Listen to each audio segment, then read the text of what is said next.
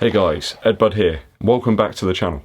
Today I'm talking about my favourite midsole materials for different types of runs. You could call it midsole horses for courses.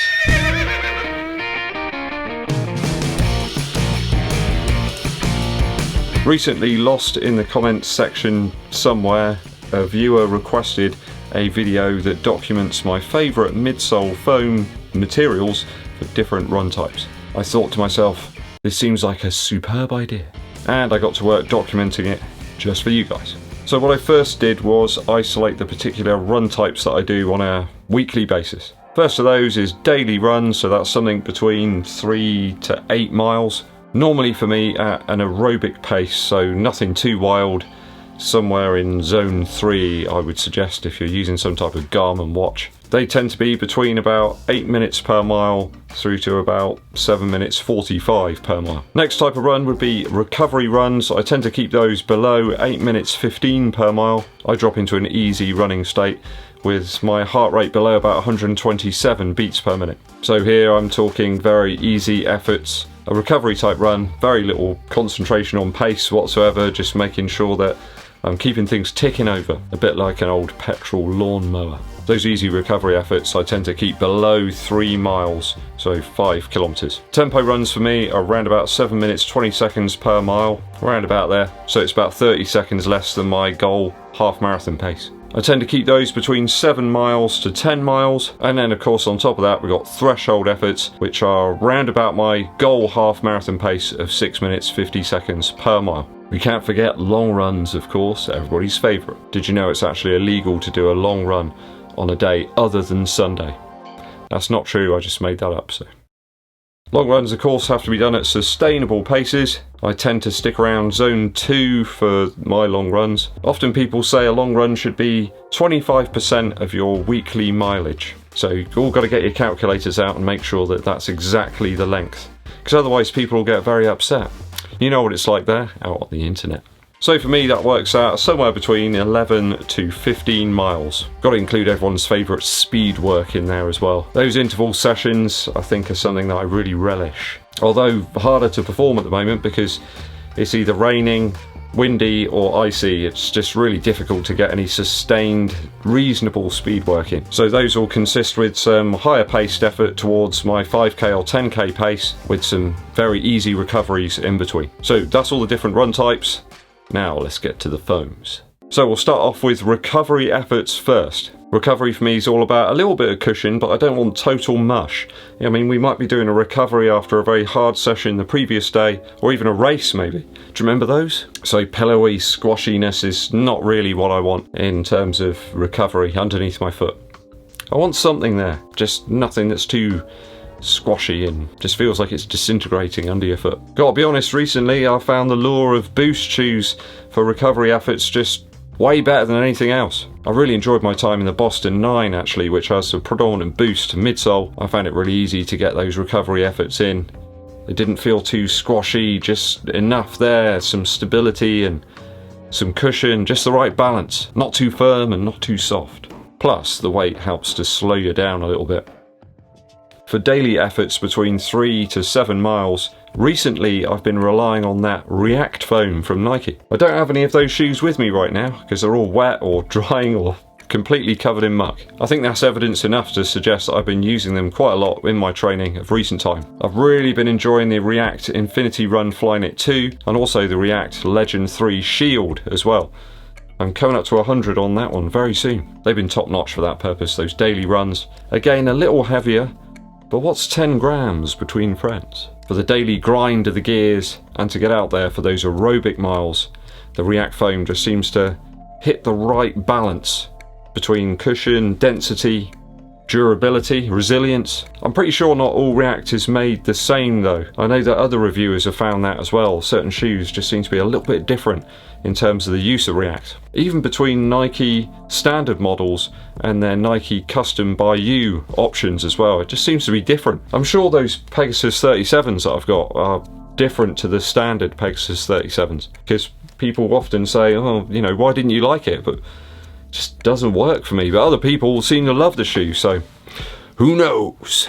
But certainly React is a pick for my daily runs. I think for those tempo runs, or even getting up towards threshold pace, gotta be Zoomx or Fuelcell. I think you can probably include Lightstrike Pro in there as well, although we haven't got many of those shoes right now. All those foams are very light and members of the Quick Cadence Fun Club. You know, the next percent, the Fuelcell RC Elite, you cannot discount those shoes for these type of runs.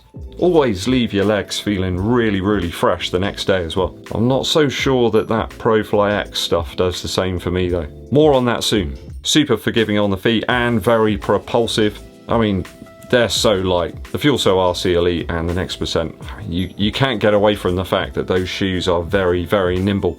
If you've been training in heavy shoes and then put these on, it feels like, well, it feels like there's nothing there. I think it's to do with the rebound as well. When you really put some power into your foot strike, you can really feel the shoe giving back. Reminds me of that track by the New Radicals called You Get What You Give. I've got to say as well, Zoomx is proving to be very durable. Please do check out my review after 100 miles where I got lots of other runners to chip in with their experiences and their feelings about Zoomx and the next percent. I think this foam soldiers on very well, in fairness. It survived the winter weather here, no problem at all. Just needs a little care and attention, like all of us. So for tempo and threshold type efforts, I think that Zoomx and Fuelcell are probably my Chaz and Dave of midsole foams. And hopefully we'll get to test out Lightstrike Pro in some more Adidas shoes in the coming months. Now, for interval sessions or speed work, I prefer a shoe that's got a little less stack, perhaps something a little more streamlined with a little less cushion. I want to feel like I'm in contact with the road, like the road and I are one. So I think some of my favourites here would be the Floatride range of foams from Reebok. Something like the Run Fast 3, for example, is ideal for that type of purpose. Not a massive stack of foam there, and it doesn't feel too weird when you do the recovery efforts in between. I really enjoy the ProFly X foam in the Rocket X from Hoka One One too. That one seems to work really well, regardless of pace. I think it's the balance between the lower stack and then something that doesn't feel completely alien when you do those recovery parts in between. I tend not to stop on those. Some people asked me the other day, do I stop on the recoveries? No, I don't.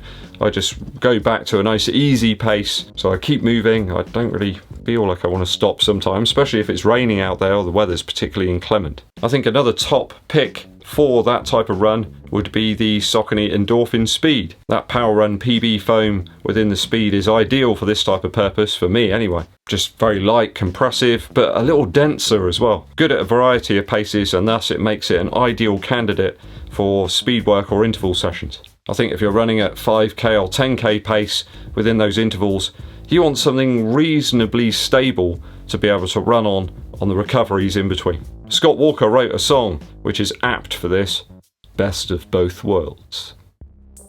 Last but not least is those lengthy long runs. People aren't going to like it, but one of my preferred materials for long runs is Boost. I'm sorry guys. I think my experiences with Boost shoes on long runs are really, really positive. Adizero Pro, Boston 9. I'm going to take this one out on the long run this Sunday. Some people say Boost is outdated, but so am I.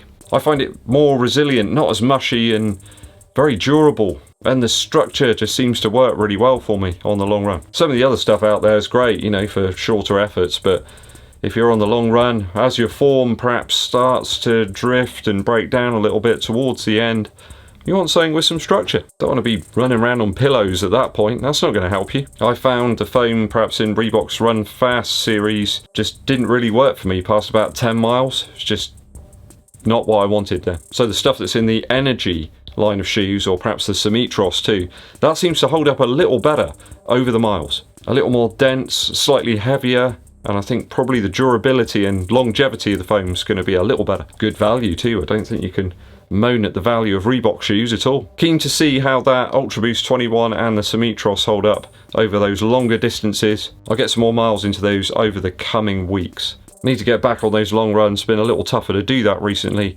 with the work schedule and home life and all that type of stuff, but they'll be coming back soon. Also, some of my favourite routes have just been flooded for ages as well, and running through floods and stuff right now is probably not the best thing to do for your health. Okay, so that's my breakdown of my favourite midsole foams for specific run types. Now, they may be different to yours, that's absolutely fine. What I have noticed recently is that some people get very, very upset if I like a shoe that they don't particularly like, or I haven't liked a shoe that much that they really like. Doesn't mean to say it's a terrible shoe, by any stretch of the imagination. But please guys, do make sure that you keep your comments appropriate. I've had to remove some comments recently with inappropriate language. There are so many better ways to articulate yourself than using that type of language. This is a family show, and I wouldn't ever want beasts' eyes to view such words. You guys would have seen recently on the channel I ran a poll as to which shoe that I should review next. So I had two shoes in hand. One of those was the Hoka One One Carbon X2, and the other was the Puma Deviate Nitro. The Hoka One One Carbon X2 was the winner with 55% of the vote, although I've got to be honest, it was much, much closer than I thought it was going to be. So do watch out for reviews of those two shoes coming up very soon. A quick musical interlude for you. I dug back out the 2015 album by Courtney Barnett entitled Sometimes I Sit and Think, and Sometimes I Just Sit. Nice lo-fi indie rock stuff here from Courtney Barnett. Always interesting song types as well. Odd lyrics, odd subjects. Really nice to hear people singing about different things. Favourite tracks on here are Elevator Operator, Pedestrian at Best, and Nobody Really Cares If You Don't Go. There's some really great guitar sounds on here. Courtney Barnett's got a really distinctive guitar playing style. There's a real nice energetic sort of production as well. I think she's got a pretty cool band. They all seem to gel well together. Really excited to hear more stuff from Courtney Barnett. I know she did release an acoustic album towards the end of last year. I need to try and pick that one up actually. Do go and check this one out though, from Courtney Barnett. I think it was released in 2015. Sometimes I Sit and Think, and Sometimes I Just Sit. Okay, thanks for sticking with me to the very end of the video today guys, I very much appreciate it. If you haven't done so already, please hit that subscribe button and click the bell below for notifications of when I launch those new videos. And it really does help the channel out if you give this video a thumbs up like and share this video with your running buddies. My name's EDDBUD and I'll be seeing you